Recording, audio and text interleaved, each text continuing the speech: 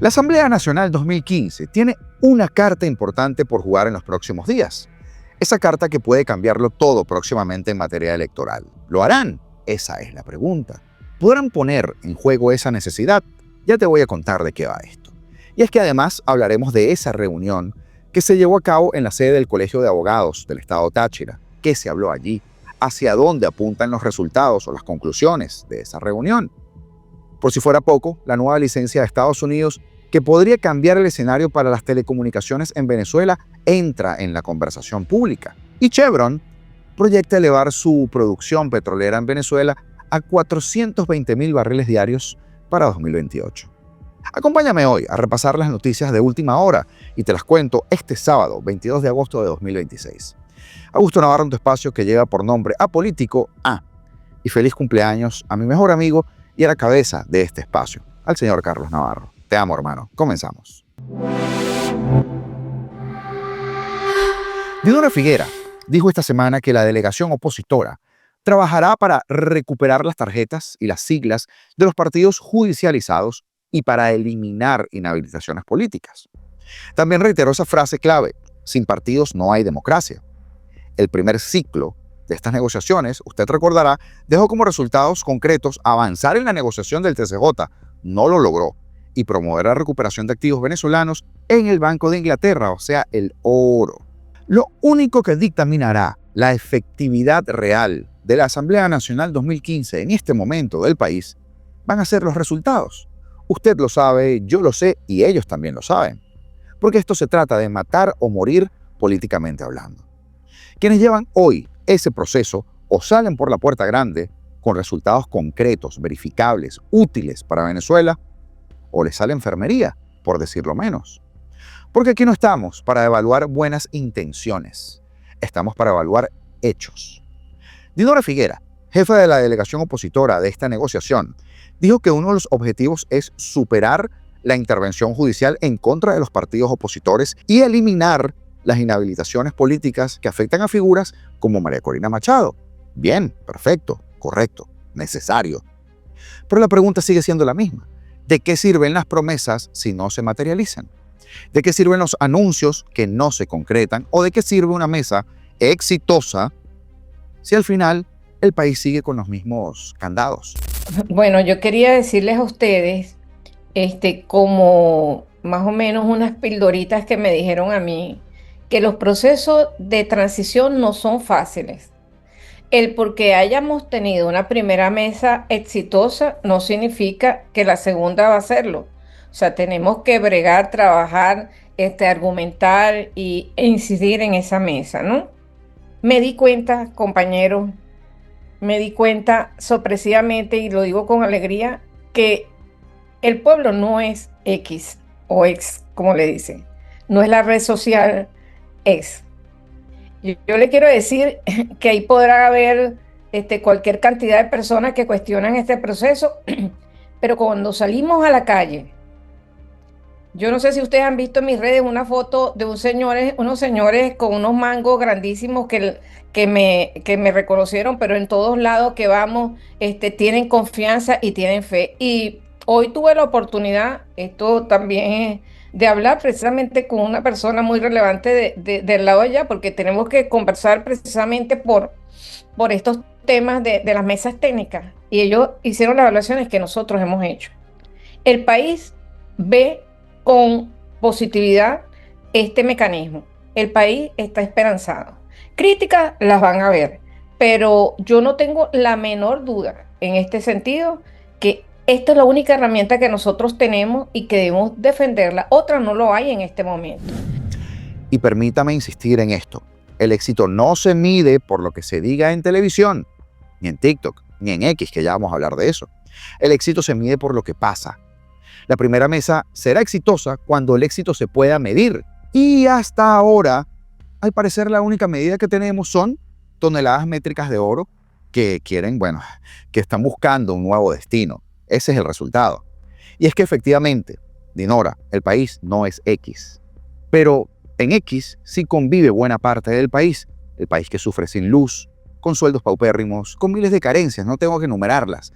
Todo lo que tiene el venezolano que denunciar, lo denuncia en redes como X. Y sí, X no es el país, pero tampoco lo es TikTok, ¿verdad? Ni YouTube, ni Instagram. Lo triste aquí es que si no pueden leer los espacios en donde el país se expresa, no pueden leer nada. Porque reunirse con 30 o 40 personas en mesas de trabajo no es que digamos una muestra representativa del país. Así que yo les recomiendo menos ninguneo y más resultados. Porque cuando usted ve que la Asamblea Nacional ilegítima, en lugar de seguir funcionando como una oficina de validación del régimen, discuta en su orden del día otra cosa que no sea cómo regalarle una embajada al Salema de turno o sobre los grandes felinos, ahí cambiarán las cosas. Usted sabrá que estamos avanzando cuando comiencen las conversaciones y las discusiones acerca de las devoluciones de tarjetas, las siglas y los derechos políticos. Cuando usted vea partidos que han sido rescatados de los alacranes judiciales. Cuando usted vea inhabilitaciones levantadas. Cuando María Corina Machado, por ejemplo, sea habilitada para competir sin trampas. Cuando vea presos políticos fuera de las cárceles y no usados como ficha de negociación. Entonces, allí sí podemos hablar de éxito. Pero mientras tanto, prudencia, señores, prudencia. Y es que para medir el éxito, además, no se necesitan ruedas de prensa ni tampoco comunicados contundentes al unísono, ni derivados de mesas cerradas. Con mucha alegría yo les puedo decir que estamos trabajando para que cada uno de los partidos políticos recupere su tarjeta y recupere también sus espacios.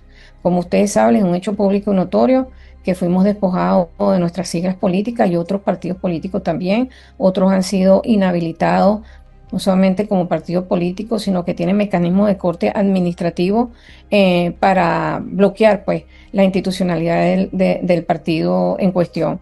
En ese sentido, le planteo a ustedes que sin partido no hay democracia. Entonces, nosotros estamos comprometidos a esa propuesta y sobre todo también acusar el tema de las inhabilitaciones personales de carácter político. Aquí uno de los objetivos de nosotros es que se les devuelvan el ejercicio de derecho a participar en procesos electorales a las personas que han sido criminalizadas, perseguidas, exiliadas y que se les ha violado ese derecho. Ese es uno de los temas.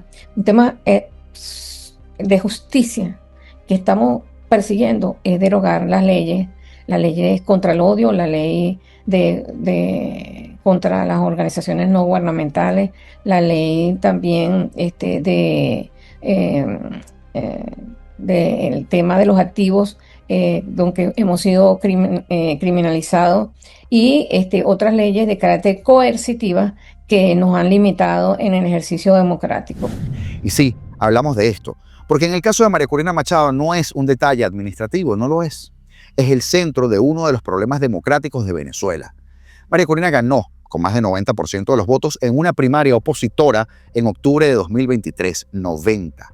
Fue la cara de la decisión política más clara, masiva, contundente de la oposición venezolana en años. Pero luego no pudo competir en julio de 2024 porque el régimen chavista la inhabilitó usando los mecanismos de siempre: instituciones secuestradas, sanciones administrativas, tribunales obedientes y una maquinaria diseñada para impedir que usted elija libremente. Después intentaron bloquear, usted recordará, a Corina Lloris. Se inventaron otra marramucia. La plataforma unitaria terminó inscribiendo a Edmundo González y era el candidato tapa. ¿Se acuerda usted? Bueno, y así el país que habló, que votó y que se expresó recibió una patada en la cara. Porque se desmontó la narrativa de que Venezuela estaba resignada y se demostró que la voluntad popular, no el partido, la voluntad, seguía viva, pero nos patearon la cara. Por eso, la inhabilitación de María Corina Machado no es solo un caso personal, es una agresión en contra del voto, porque no se trata solo de permitirle a ella participar, a una dirigente, no. Se trata de que le robaron el voto a cada venezolano que intentó ejercer su derecho y tener en una voz, en esa voz, la representación de su escogencia. Se trata también de reconocer que ningún burócrata del régimen o no tiene derecho a decidir por millones de venezolanos quién puede o quién no puede ser una alternativa de poder. Al día de hoy, María Corina sigue siendo la principal referencia política del país, guste o no, siempre lo digo. Y eso lo reflejan las encuestas, la calle, la gente. Sobre todo la calle, la gente, la movilización, la conversación pública. Y ese es el miedo que le tiene el régimen. Y sin embargo, jurídicamente, la dictadura y sus palmeros mantienen obstáculos institucionales en su contra. Entonces, si la mesa quiere demostrar que sirve, aquí tiene otra prueba concreta: habilitaciones, pero no discursos, ni promesas, ni estamos trabajando, no, mucho menos cofradías para poder informar la verdad y los resultados. Hechos. Porque lo mismo ocurre con los partidos políticos. Figuera recordó algo elemental, sí. La oposición fue despojada de sus siglas, de sus tarjetas, de sus directivas, de su identidad política mediante sentencias de los juristas del horror, del Tribunal Supremo de Inmundicia, Acción Democrática, Primero Justicia, Voluntad Popular, otras organizaciones que también fueron intervenidas, judicializadas, para entregárselas a operadores cómodos del régimen, eso que llamamos hoy alacranes, a piezas útiles para simular que hay pluralidad, mientras que el régimen, por supuesto, destruye la competencia real.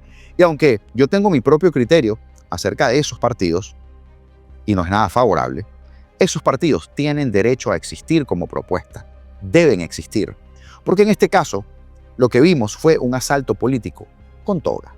Pero que hay una frase que hay que repetirnos: sin partidos no hay democracia. Y es que el mismo secretario de Estado, Marco Rubio, lo ha dicho una y otra vez: es una parte fundamental del proceso. Sin partidos no hay democracia. Al menos es una parte de todo lo que se entiende como democracia. Y es que una elección libre no es solo poner centros de votación. Una elección libre exige precisamente partidos legítimos, candidatos habilitados, un árbitro confiable, observación internacional, por si acaso, cronogramas claros, campañas sin persecuciones, sin miedo a la censura, sin presos políticos y obviamente ciudadanos sin miedo también. Si no hay eso, lo demás es teatro electoral. Y el teatro electoral, bueno, de eso ya hemos visto bastante. El primer ciclo de esta negociación que acaba de terminar, que fue promovido y diseñado bajo la tutela de Estados Unidos, dejó 2 acuerdos, no 2 resultados: avanzar en la renovación del Tribunal Supremo de Justicia y promover, ya usted sabe, la recuperación del oro, de los activos, vamos a decirlo así, en el Banco de Inglaterra. Pues bien, uno es un tema sumamente importante y el otro es un capricho de los delincuentes de Miraflores, que por mucho que intentan maquillarlos en ayuda al venezolano, aquí no nos engañamos, es el enésimo intento de saquear al país. Pero ahora viene la segunda capa, una que realmente toca la posibilidad de competir, mientras que la primera todavía no se termina de concretar: partidos, inhabilitaciones, leyes represivas, garantías políticas y el Consejo Nacional Electoral. La delegación incluye 3 puntos centrales: atención a las víctimas del doble terremoto del 24 de junio, fortalecimiento de la democracia, donde entran TSJ y CNE juntos, y derechos y garantías políticas. Esa última parte no puede quedarse como una decoración del comunicado.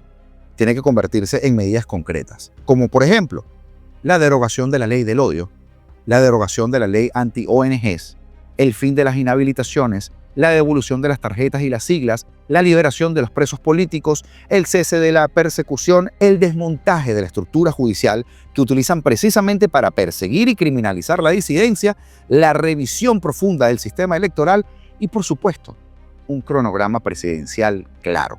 Porque el chavismo no destruyó solamente con tanques y colectivos, aniquiló la democracia con leyes, con normas hechas para perseguir, con fiscalitos usados como garrotes, con jueces que firmaban lo que el poder necesitaba, con un TCJ que convirtió la Constitución en una servilleta, por no decir otra cosa altisonante, con organismos administrativos que inhabilitaban sin debido proceso, con partidos secuestrados por una sentencia, con una arquitectura legal que diseñaron para que la represión pareciera un procedimiento.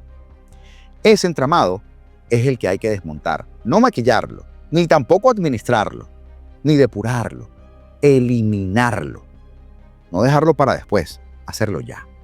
Y aquí es donde la Asamblea Nacional 2015 se juega su última oportunidad histórica, porque durante años cargó con desgaste, críticas, divisiones, errores, pérdida de confianza, pero hoy tiene una ventana para demostrar que puede servirle al país en algo concreto: abrir los candados institucionales que permitan una transición real.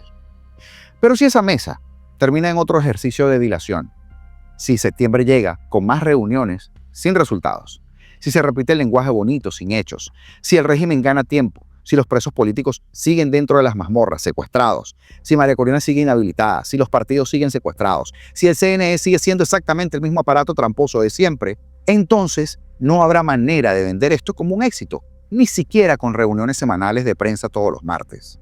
Porque el país ya no está para comunicados aspiracionales, está para resultados concretos. Y Estados Unidos también tiene que entenderlo. Porque haber empujado a esta mesa implica asumir un costo político. Si la negociación produce avances reales, excelente, es lo que todos queremos, bien. Pero si termina sirviendo para oxigenar a Jorge Rodríguez y darle tiempo a Delcy y reciclar el aparato institucional del chavismo, el costo no solo lo vamos a pagar los venezolanos, sino los negociadores, Washington y todo el mundo, hasta el hemisferio entero. Porque aquí no hay términos medios. Si se logran resultados, hay que reconocerlo. Y si no se logran, no habrá discurso capaz de que tape esto. Una transición no se mide por la cantidad de sesiones, plenarias, mesas, comunicados, no. Se mide por los candados que se logren romper. Y si el siguiente candado serio representa la voluntad de la mayoría del país y tiene nombre propio, María Corina Machado, o se rompe o se falla. Hablando de resultados, miremos este trabajo de Aarón Rodríguez Moro, estas pequeñas píldoras, ya que estamos hablando de píldoras últimamente, ¿verdad? Bueno, una píldora sobre la realidad en las calles, pero de Carabobo. ¿Ustedes se acuerdan de esto? Y aquí está, misión cumplida. Aquí les voy a mostrar este cementerio de autobuses. Mientras los carabobeños esperan durante horas el transporte público, aquí hay un cementerio de unidades.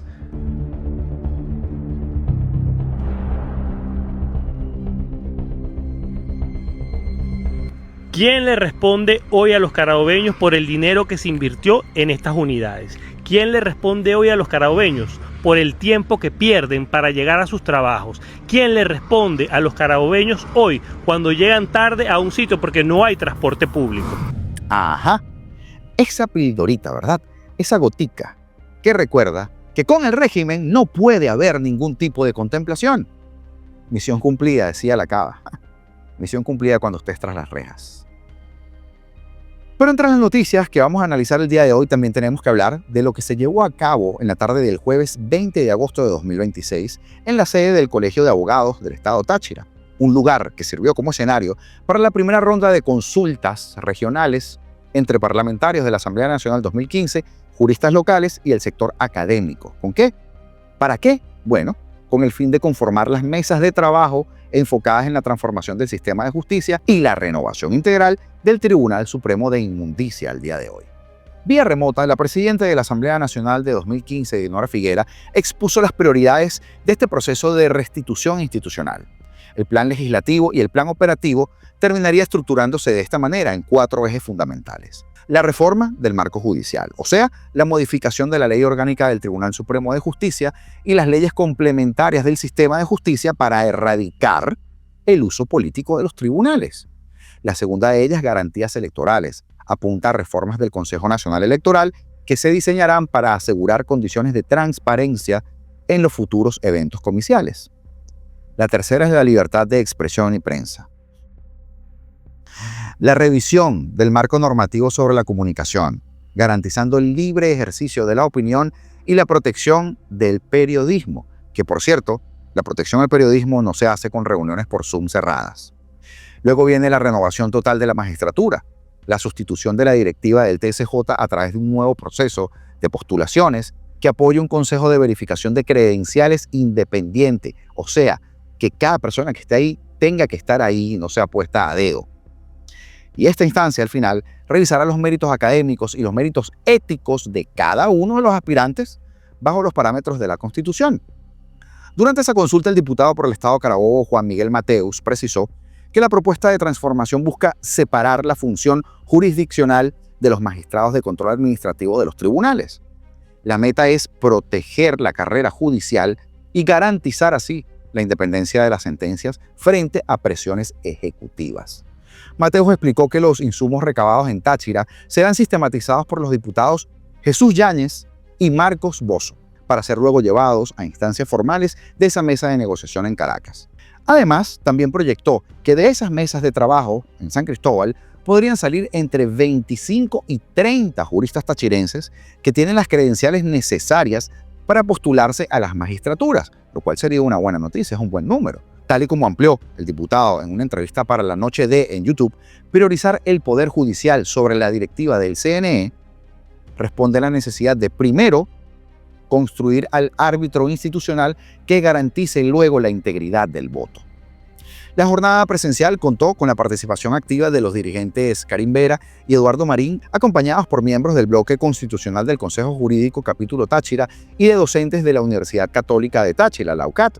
De forma remota también intervinieron los parlamentarios Gaby Arellano, Sonia Medina y Freddy Vergara. Ahora, llevar la discusión de la reforma judicial a las regiones, para entender de ellos, busca romper con la dinámica de las decisiones cupulares de la capital. Como destaca el reporte de Dígalo Ahí Digital, la agenda de la delegación parlamentaria apunta a la renovación del TCJ para que sirva de catalizador para la restitución de garantías políticas y civiles. Si el proceso de selección logra incorporar juristas de comprobada solvencia técnica y profesional sin mediación de cuotas de partidos, la reconstrucción del Estado de Derecho comienza a tener entonces un anclaje legal en las regiones, devolviéndole el peso a la sociedad civil frente al debate de la transición. Pero si eso no podemos comprobarlo, se quedará en habladurías. El Departamento del Tesoro de los Estados Unidos, a través de la Oficina de Control de Activos Extranjeros, la popular OFAC, emitió el día de ayer, viernes 21 de agosto, las licencias generales 61 y 62 que amplían operaciones autorizadas relacionadas con ese sector tan golpeado en Venezuela, las telecomunicaciones, incluidas, por cierto, determinadas transacciones con entidades estatales como CanTV o Conatel. La licencia general 61 autoriza a empresas estadounidenses o personas estadounidenses a suministrar bienes, tecnología, software y servicios necesarios para instalar, mantener, reparar, actualizar, operar o respaldar sistemas de telecomunicaciones en Venezuela. La autorización abarca servicios de datos de telefonía, de internet, de radio, de televisión y de transmisión de noticias, entre otros. Asimismo, esta medida permite operaciones vinculadas con acuerdos de interconexión de roaming, arrendamiento de capacidad o de infraestructura, así como instalación, mantenimiento, reparación y actualización de los cables submarinos y otros equipos de telecomunicaciones que tanto afectan al venezolano. También contempla, por supuesto, servicios de software y sistemas de soporte técnico relacionados con estas actividades que antes estaban limitados. Pero por otra parte, la licencia general 62, las letras pequeñas de la 61, abre la posibilidad de negociar y de suscribir contratos para nuevas inversiones en el sector venezolano de telecomunicaciones. Es una invitación al restaurante, es como una muestra gratis. Porque estos acuerdos pueden incluir la creación de nuevos, recalco nuevos, proveedores en la expansión de operaciones que ya existen y también la formación de nuevas empresas conjuntas, siempre que la ejecución quede expresamente condicionada a que la OFAC autorice esto. Eso es importante. Sin embargo, las licencias mantienen restricciones. ¿Cuáles son? Bueno, excluyen transacciones con personas o entidades vinculadas con Rusia, con Irán, con Corea del Norte, con Cuba o China, así como también el desbloqueo de bienes que previamente fueron bloqueados bajo el régimen de sanciones de Estados Unidos. La licencia 61 también prohíbe determinados esquemas de pago, incluidos intercambios de deuda, pagos en oro. ¿Por qué habrán puesto esa línea, verdad? Pagos en oro, qué raro. O transacciones denominadas en monedas digitales emitidas por el régimen, como el petro. Y bueno, por supuesto, obvio que tampoco permite pagar en buques de petróleo como pagaba Delcy Rodríguez. La licencia 61 establece además que las obligaciones de reporte para quienes exporten, reexporten, vendan o suministren bienes, tecnología, software o servicios están bajo autorización. Los reportes deben identificar las partes involucradas, los productos, los servicios, cantidades, valores, fechas y también los pagos que realice el chavismo. Con ambas medidas, la OFAC establece un marco específico para determinadas operaciones de telecomunicaciones en Venezuela, pero no elimina de manera general el régimen de sanciones. Ojo con esto, porque las autorizaciones tampoco eximen a empresas de cumplir con los requisitos de otras agencias de Estados Unidos, entre ellas la Comisión Federal de Comunicaciones y el Departamento de Comercio. Rapidito, gracias Javier Garcel y también mi amada y mi queridísima Jessica Giverín por sus aportes recientes a nuestro canal. También a todos nuestros miembros que son parte de la comunidad, a quienes nos ayudan vía Super Chat, Super Thanks, con los gifts y a ti que ves este video. Siempre te lo digo, porque sin ti nada tiene sentido. Dejar tu like en este momento y suscribirte es lo que necesitamos para seguir creciendo. Así que ayúdanos, es gratis, es fácil, y así nosotros podemos seguir haciendo este trabajo y que nuestra voz llegue a más rincones, justamente ahora que estamos bajo ataques. Continuamos. Y es que la petrolera estadounidense Chevron prevé aumentar, escuche bien, en 50% su producción de crudo en Venezuela y alcanzar los 420.000 barriles diarios para finales de 2028. Esto es una nueva señal de expansión de las operaciones de esta empresa en el país, pero ¿sabe usted quién no tiene esa previsión de aumentar 50% para 2028? Nosotros. La predicción fue expuesta por la directora financiera de Chevron, Amy Booner, quien señaló que la compañía ha incrementado de manera significativa su producción durante los últimos años y pasó de unos 40.000 barriles diarios a 250.000 barriles diarios. El crecimiento proyectado se produce en un momento que la empresa tiene una actividad grandísima en el sector petrolero venezolano. Esto en medio de los cambios, que vienen sucediendo en el marco de las operaciones, pero también de las expectativas de incrementar la producción de petróleo de todo el país. Pero ojo, porque también coincide con el momento de menor actividad eléctrica, pero en los hogares de nuestro país. Hay que decirlo. Y es que Chevron también ha registrado un crecimiento sostenido en las empresas mixtas que mantiene junto con Petróleos de Venezuela. ¿Cómo es esto? Bueno, de acuerdo con información divulgada, la producción de sus 3 principales empresas mixtas, recuerden que las empresas internacionales tienen que, a juro, juntarse con empresas nacionales, ¿verdad? Y hacer una sociedad. Bueno, estas 3 empresas mixtas habían aumentado alrededor de 12% interanual durante los últimos 6 meses, con la posibilidad ahora de alcanzar próximamente 280.000 barriles diarios. Uno de los movimientos relevantes para ampliar operaciones de Chevron en Venezuela fue precisamente el acuerdo de intercambio de activos alcanzados con PDVSA a mediados de este mes de abril que acaba de pasar.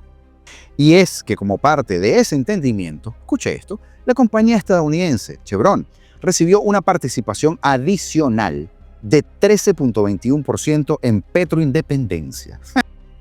Yo sé, el chiste se cuenta solo, escuchó bien, Petroindependencia.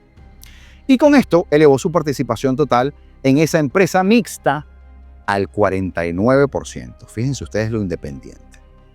Chevron también participa en Petropiar, donde una filial de la petrolera estadounidense mantiene el 30% de la participación y que cuenta con operaciones vinculadas a la faja petrolífera del Orinoco, además de Petroindependencia. El avance de Chevron se enmarca en la recuperación de la producción petrolera de nuestro país, porque según datos citados por Banca y Negocios, la producción conjunta de PDVSA y de sus socios extranjeros aumentó ahorita en julio 20.000 barriles diarios más, para entonces alcanzar aproximadamente 1.21 millones de barriles diarios. La meta de Chevron representa un incremento importante para la producción petrolera venezolana y refuerza el papel de esta compañía estadounidense dentro de la estrategia de recuperación del sector energético. Ahora sí hablamos de luz, ¿verdad? De la electricidad. Porque, sin embargo, alcanzar los 420.000 barriles diarios depende de la continuidad de las operaciones, de las inversiones necesarias, de las condiciones regulatorias que permitan ampliar la actividad petrolera en Venezuela y de generar electricidad. Pero para todos, no solo para las petroleras, porque así estamos.